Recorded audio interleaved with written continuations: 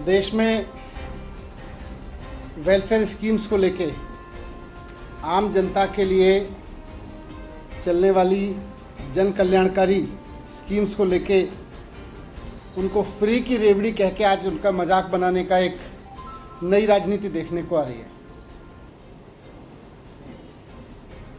कल देश की वित्त मंत्री, केंद्रीय वित्त मंत्री मैडम निर्मला सीतारमण जी ने इस पर बहुत स्ट्रांग व्यू पॉइंट रखा अपना कि किस तरह से देश बर्बाद हो सकता है। उन्होंने देश को डराने की कोशिश की कि अगर ये जन कल्याणकारी योजनाएं चलती रहीं, अगर सरकार जनता के टैक्स के पैसे से, पता नहीं उनका डेवलपमेंट का क्या परिभाषा है, बट अगर सरकार जनता के पैसे को सो कॉल्ड डेवलपमेंट में नहीं खर्च करेगी और ये लोगों के वेलफेयर पे खर्च करती रहेगी तो देश बर्बाद हो जाएगा। उन्होंने बहुत स्ट्रांग व्यू पॉइंट रखा उस पर, उसी पे मैं अपनी कुछ बात कहना चाहता हूँ। एक तो ये कि आज देश में सीधे सीधे गवर्नेंस के दो मॉडल दिख रहे हैं, सीधे सीधे पूरी की पूरी देश की गवर्नेंस में अब दो मॉडल सामने आए हैं। एक मॉडल है जिसमें सत्ता में बैठे लोग अपने दोस्तों को, अपने परिवार के लोगों को मदद पहुंचाते हैं, उनको हर तरह की मदद करते हैं। वो दोस्तवाद का मॉडल है।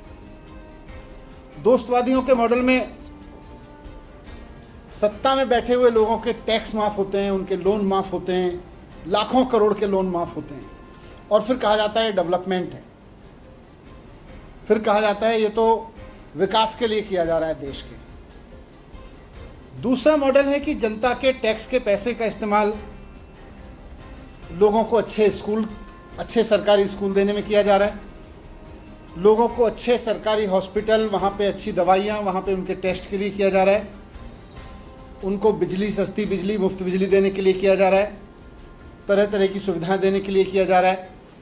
सरकारी टैक्स के पैसे से लोगों को तीर्थ यात्रा कराई जा रही है। सरकारी टैक्स के पैसे से, जनता के टैक्स के पैसे से महिलाओं को कहा जा रहा है कि आप बसों में चलें और फ्री चलें। बुजुर्गों को पेंशन दी जा रही है। ये सब जनता के टैक्स के पैसे से हो रहा है। तो दो तरह के मॉडल हैं। एक तरफ जनता के टैक्स के पैसे को दोस्तों के हजारों लाखों करोड़ों के लोन माफ करने पे, उनके टैक्स माफ करने पे खर्च किया जा रहा है, और दूसरी तरफ जनता के टैक्स के पैसे को करोड़ों लोगों के वेलफेयर पे खर्च किया जा रहा है। ये साफ साफ दोनों मॉडल पे आ गई ये बात। तो पहले मॉडल में हमने देखा, दोस्तवाद मॉडल में, कि कैसे सत्ता में बैठे लोगों ने अपने दोस्तों के, अपने करीबियों के 5 लाख करोड़ के तो उनको टैक्स माफ कर दिए और 10 लाख करोड़ के उनके लोन माफ कर दिए। ये सत्ता में बैठे हुए लोगों के दोस्तों के हुए, आम जनता को नहीं मिला। इससे आम जनता को इससे कुछ नहीं मिला। इस वाले मॉडल में, दोस्तवाद वाले मॉडल में आम जनता के ऊपर क्या बीतती है, थोड़ा उसको भी देख लें। और मैं उम्मीद करूंगा कि देश की वित्त मंत्री इस ओर भी ध्यान देंगी कि आज देश में अगर कोई किसान अपनी किस्त ना चुका पाए लोन की, तो दोस्तवादी मॉडल की सरकार और उनके समर्थक जाके उस किसान की जमीन छीन लेते हैं, उसकी कुर्की कर देते हैं, उसका घर कुर्की कर देते हैं। अगर किसी किसान ने एक गाय खरीदने के लिए लोन लिया, कोई खेती करने के लिए लोन लिया, और वो उसकी एक किस्त ना चुका पाए, उसकी कुर्की कर देते हैं, उसकी जमीन कब्जा लेते हैं। ये है इनका दोस्तवादी मॉडल। दोस्तों के 5 लाख करोड़ के टैक्स माफ, दोस्तों के 10 लाख करोड़ के लोन माफ, लेकिन एक किसान की किस्त माफ नहीं करते इस दोस्तवादी मॉडल में ये लोग। इस दोस्तवादी मॉडल का एक और पहलू है कि ये लोग देश के बच्चों को सरकारी फ्री शिक्षा में यकीन नहीं करते। बात भले ही कितनी करते रहें, लेकिन इनका मॉडल है ज़मीन पे जो उतरा हुआ है, सरकारी स्कूलों को इतना बर्बाद कर दो, सरकारी स्कूलों को इतना घटिया बना दो कि उसके बाद सारे लोगों को अपने बच्चे प्राइवेट स्कूल में पढ़ाने पड़े, वो भी इनके दोस्तों को ही होते हैं। और फिर प्राइवेट स्कूल का बच्चा अपने 1 महीने की फीस ना दे पाए तो बच्चा कितना ही होनहार हो, बच्चे का भविष्य कितना ही उज्जवल हो, लेकिन दोस्तवादी मॉडल का नतीजा है कि अगर एक बच्चा अपने 1 महीने की फीस ना दे पाए तो उसको स्कूल से बाहर निकाल देंगे। वो कितना ही गिड़गिड़ाता रहे, माँ बाप गिड़गिड़ाते रह जाते हैं, बच्चा गिड़गिड़ाता रह जाता है, उसका कैरियर बर्बाद होता है। ये दोस्तवादी मॉडल है जिसमें किसी बच्चे के पिता अगर बच्चे की 1 महीने की फीस स्कूल की नहीं दे पाते तो उसकी पढ़ाई का चौपट कर दी जाती है, उसके लिए स्कूल के दरवाजे बंद कर दिए जाते हैं। दोस्तवादी मॉडल में क्योंकि ये सरकारी स्कूलों पे काम नहीं करते, इसलिए लोग प्राइवेट स्कूलों में मजबूर हैं।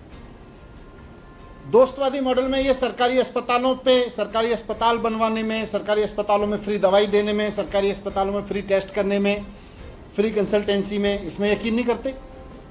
बोलते हैं तो फ्री की रेवड़ी हो जाएगी अगर लोगों को फ्री की दवाइयां बांटने लगी तो। दोस्तों को फ्री के लोन माफ, दोस्तों के फ्री के टैक्स माफ, लेकिन एक आम आदमी का जो मेहनत करके टैक्स दे रहा है उसके टैक्स के पैसे से दवाइयां नहीं मिलनी चाहिए, बोलेंगे ये तो फ्री की रेवड़ी हो जाएगी। इसलिए इन्होंने सरकारी अस्पताल बर्बाद करके रखे और महंगे महंगे प्राइवेट अस्पतालों पे लोगों को मजबूर किया। और इनके दोस्तवादी मॉडल में, परिवारवादी मॉडल में, आज एक आम आदमी अगर अपने परिवार के किसी आदमी को हॉस्पिटल ले जाता है और ईश्वर ना करे अगर किसी की डेथ हो जाती है, डेड बॉडी नहीं मिलती उसकी जब तक वो 2,50,000, 1 लाख, 2 लाख, 4 लाख का, जितने का 5 लाख का बिल है। ये इनका दोस्तवादी मॉडल है कि दोस्तों के 5 लाख करोड़ माफ कर दो लोन में, टैक्स में, दोस्तों के 10 लाख करोड़ माफ कर दो, वो उसमें रेवड़ी नहीं है।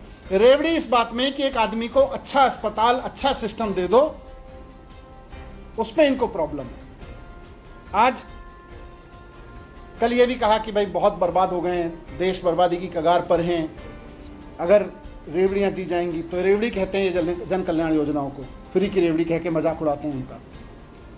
आज हम दुनिया में जितने भी डेवलप्ड कंट्रीज को देख लें, दुनिया में डेवलप्ड कंट्रीज को देख लें, मैं अपनी तरफ से कोई लिस्ट नहीं बना रहा हूं, गूगल कर लें। मैडम निर्मला सीतारमण जी को भी मैं कहूंगा, उनके पास भी टीम है, गूगल करा लें। डेवलप्ड कंट्रीज में जिनकी इकोनॉमी को देख के हम कहते हैं कि हम उनकी इकोनॉमी के बराबर जाना चाहते हैं, उनकी इकोनॉमी में, उनकी इकोनॉमी के मजबूत होने का कारण यह है कि वो देश अपने सिटीजन्स में इन्वेस्ट कर रहे हैं। वो देश अपने देश के हर बच्चे को, वहाँ की राजनीति, वहाँ की सरकारें अपने देश के हर बच्चे को फ्री एजुकेशन दिलाने में यकीन करती हैं। और खाली बात नहीं करती, वहाँ के 98, 99 कई देशों में तो 100% बच्चों को शानदार फ्री एजुकेशन दी जाती है 12वीं क्लास तक। इससे देश डेवलप होता है। आप कह रहे हो देश बर्बाद हो जाएगा अगर फ्री में बांट दी शिक्षा, तो आपने फ्री में शिक्षा दे दी तो देश बर्बाद हो जाएगा। आप कनाडा जैसे 39 कंट्रीज हैं, मैंने गूगल किया था, पर मैं चाहूंगा कि देश की वित्त मंत्री भी अपनी रिसर्च कर लें। दुनिया में 39 देश हैं और सारे के सारे डेवलप्ड कंट्रीज हैं जो अपने बच्चों को फ्री एजुकेशन देते हैं।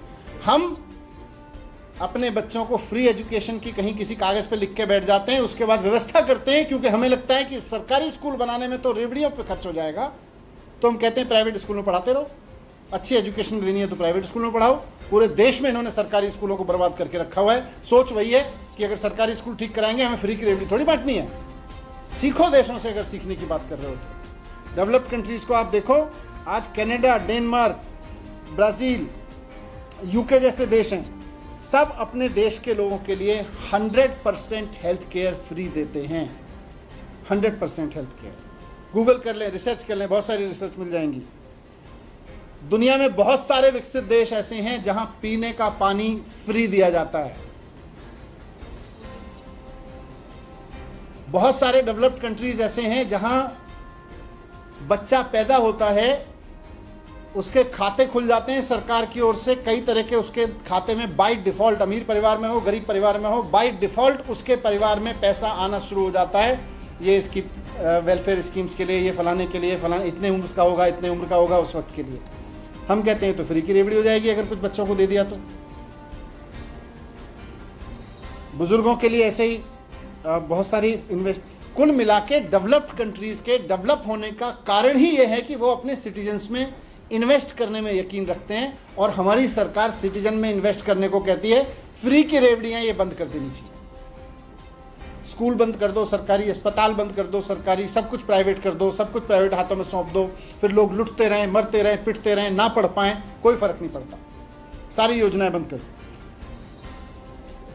आज कोई भी इंडेक्स उठा के देख लो देश में, दुनिया की, आप हेल्थ सेक्टर पे देख लो, आप एजुकेशन सेक्टर पे देख लो, वेलफेयर सेक्टर पे देख लो, हमारा देश दुनिया के देशों में सबसे नीचे की लिस्ट में डाल दिया है। क्यों? क्योंकि हमारी सरकारें सोचती हैं दोस्तों के लोन माफ कर दो, करोड़ों के माफ कर दो, लाखों के माफ कर दो, लेकिन लाखों करोड़ों लोगों को सरकार की योजनाओं का फायदा दिया तो फ्री की रेवड़ी हो जाएगी, ये यकीन करते हैं। आज देश में भी देख लें, मैडम फाइनेंस मिनिस्टर हैं, थोड़ा देख लें, देश की इकोनॉमी तो उनके हाथ में है ही, उनके पूरा डेटा है। भारतीय जनता पार्टी की सरकारें जो फ्री की योजनाओं को, लोगों को, वेलफेयर स्कीम्स को रेवड़ी कहती है, उनकी सारी सरकारें घाटे में चल रही हैं।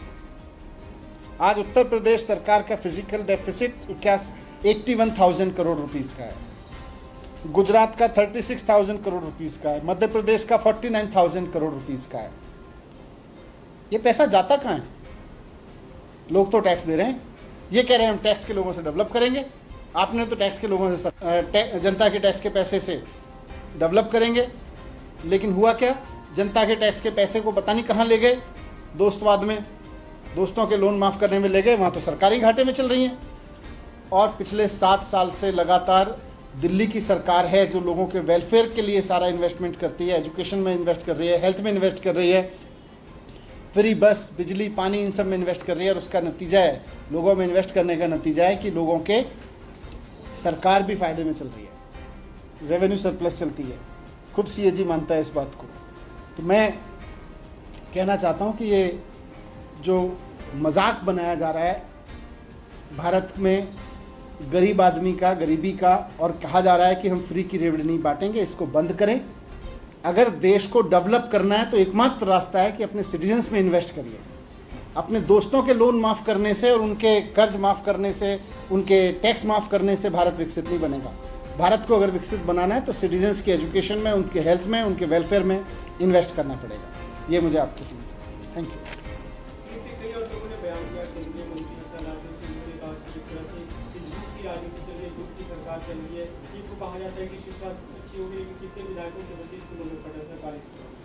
ये लोग ढूंढ रहे हैं कि कितने विधायकों के बच्चे पढ़ के बन गए। मैं कह रहा हूं मैंने कितने झुग्गी वालों के बच्चों को पढ़ा पढ़ा के आईटी भेज दिया। ये देखें ना आके।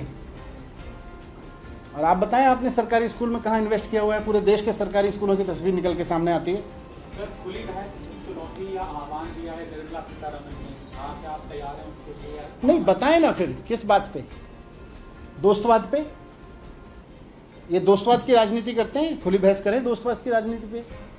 वो दोस्तवाद की राजनीति करते हैं, हम आम जनता की राजनीति कर रहे हैं। बीजेपी का कोई बड़ा नेता है आपकी तरफ से कोई बहस का प्लेटफॉर्म तैयार किया जाए तो आप लोग जाएंगे? पर अरविंद केजरीवाल जी ने कहा है, माननीय मुख्यमंत्री जी ने, कि पहले रेफरेंडम कराओ ना। देखो, बीजेपी की राजनीति और आम आदमी पार्टी की राजनीति से जरूरी है कि इस देश का आम आदमी अपने देश की सरकार को टैक्स दे रहा है, वो अपने टैक्स का कहाँ इस्तेमाल कराना चाहता है। सत्ता में बैठे हुए लोगों के, दोस्तों के लोन माफ़ कर दिए जाएं और उनके टैक्स माफ़ कर दिए जाएं। आम जनता वो चाह रही है, या आम जनता चाह रही है कि मेरे बच्चे को मैं टैक्स दे रहा हूं, मेरे बच्चे के लिए अच्छे स्कूल लाओ, अच्छे अस्पताल लाओ, अच्छी सड़कें दो, अच्छी बिजली दो, अच्छा पानी दो। आम जनता के बीच में रेफरेंडम कराए ना।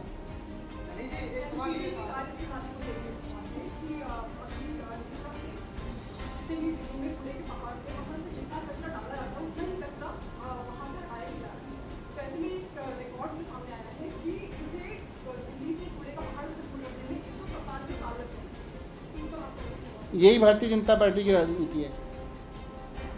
अभी मैं कोई सी अखबार में आज पढ़ रहा था 200 साल लगेंगे, 197 ईयर्स लग जाएंगे। तो 200 साल में कूड़े का ढेर साफ करेंगे। ये क्या कर रहे हैं? एनसीडी को बर्बाद कर दिया भारतीय जनता पार्टी ने। मैंने भी रखा, मैंने सीबीआई जांच की सिफारिश की है उसमें।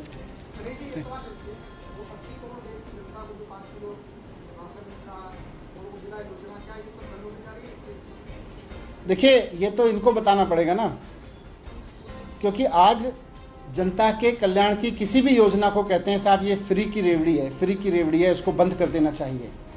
तो ये बताएं कि लोन दोस्तों के माफ़ करना फ्री की रेवड़ी है, या गरीब आदमी के घर में चूल्हा जलाना, उसको मदद होना चाहिए टैक्स के पैसे से।